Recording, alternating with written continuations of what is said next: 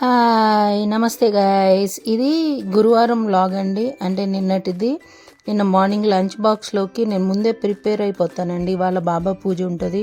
చపాతీ కానీ ఇంకేదైనా ప్రసాదం చేస్తే దానిలోకి పనికొచ్చేటట్టు కర్రీ అన్నట్టు. పిల్లలకు కూడా పొటాటో టమాటో కర్రీ ఇష్టము, అందుకని అదే చేశాను. ఇది నార్మల్ రెసిపీయేనండి, అందరూ వండేదే. ఇది ఎప్పటి నుంచో ఇది అత్తయ్య అమ్మ అందరూ వండిన రెసిపీయే. సో నేను ఆ రెసిపీ ఏమి ఎక్స్ప్లెయిన్ చేయటం లేదు. స్టీల్ దానిలో అయితే నాకు చాలా ఈజీగా అయిపోతుందని చెప్పి వేస్తున్నాను. వైట్ రైస్ వండానండి. యాక్చువల్గా సింగిల్ పాలిష్ రైస్ వాడతాను, బట్ క్యారేజ్లో అది చాలా పులుకైపోతుందని కిడ్స్ అంటున్నారు. అందుకని చెప్పి వైట్ రైస్ ఇలా పెట్టేసి చల్లారనిచ్చి అప్పుడు పెడతాను. ఇవి మిల్టన్ బాక్సెస్ అండి.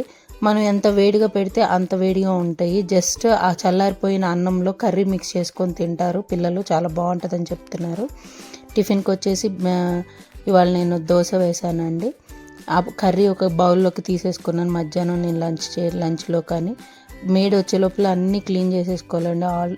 ఇటు దోశ వేస్తూనే అటు అంటులు అన్నీ రెడీ చేసేస్తాను. నాకు అలవాటు అట్లా ఫాస్ట్గా చేయటం. మార్నింగే అందరం దోశలు టిఫిన్ చేసామండి.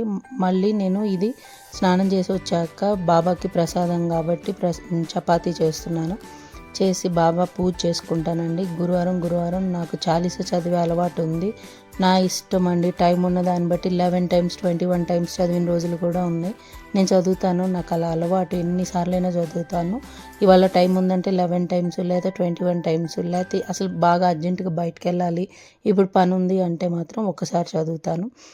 నాకు అది అలవాటు. చాలా నమ్ముతానండి బాబాని, దుర్గాదేవిని చాలా ఎక్కువ నమ్ముతాను. అందుకని ఇలా చెప్తున్నాను. నమ్మండి, దేవుని నమ్మితే మనకి బ్లెస్సింగ్స్ అలా వస్తాయి. మనకి వాళ్ళ హ్యాపీగా ఉంచాడు అనేది చాలండి. ఇంకేదో కావాలి అని అడగవలసిన అవసరమే లేదు.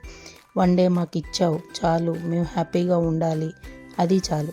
అంతే అంటారా కాదంటారా? నేను హారతి ఇవ్వటానికి మంగళదీప్తి వాడతానండి. చాలా బాగుంటుంది, ఎక్కువసేపు వస్తుంది, అండ్ మనకి డివైన్ ఫీలింగ్ కూడా వస్తుందండి. నాకు అది ఇష్టం. ఇంకా పూజ అయిపోయాక మిగిలిన పిండిని ఇట్లా సెగ్రిగేట్ చేసి చపాతీలు చేస్తాం. మేము లంచ్ వాళ్ళు ఇదే తిన్నామండి. ప్రస్తుతం హైదరాబాద్లో ఉన్న క్లైమేట్కి అన్నం తినాలనే కాన్సెప్టే రావట్లేదు మాకైతే. అంత చల్లగా ఉంది. ఇవాళ బెటర్లే అనుకున్నాం కానీ ఇంకా చల్లగా ఉందండి. చపాతీలు చేసుకొని మార్నింగ్ పిల్లలతో పాటు మాకు కూడా కర్రీ ఎక్కువ వండేసాను కదా, ఆ కర్రీయే వేసుకొని తినేసామండి. చాలా బాగున్నాయి చపాతీలు. నేను కలిపి ఒక 1/2 hour అలా నాననిస్తాను. అవి చాలా మెత్తగా వస్తాయి, చక్కగా ఉబ్బుతాయి. దానికి మనం ప్రత్యేకంగా దానిలో ఏమీ వేయాల్సిన అవసరం లేదు. నేను కొద్దిగా ఆయిల్, మా హస్బెండ్కి అయితే ఆయిల్తో కాలుస్తానండి. నేనైతే ఆయిల్ కూడా వేసుకోను, నాకు అలవాటు అలా తింటాం. సో ఇది మా లంచ్. నాదైతే 3 chapatis with small bowl of curry.